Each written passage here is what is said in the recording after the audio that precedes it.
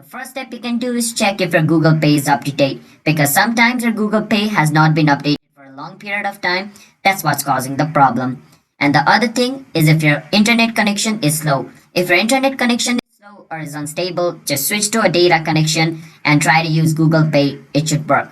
But even after doing that, if it still doesn't work, the other thing could be that you're using Google Pay in a country where Google Pay is not available. So Google Pay is not available in all countries. So if you're in that country or if you're traveling to a country where Google Pay is not allowed and you're trying to use it, then it's not going to work.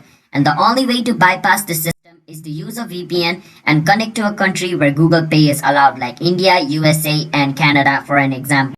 Then it's going to work. And let's say you don't have to use a VPN. You're in your own country and your Google Pay is still not working.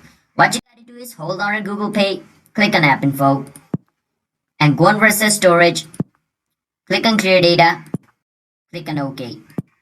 What this is gonna do is this is gonna clear all the data of your Google stored on your phone, and basically you need to open your Google Pay and it should work. If it's still not working, the last thing you can do is delete your Google Pay, reinstall it again. Most of the time, it's gonna fix it, alright?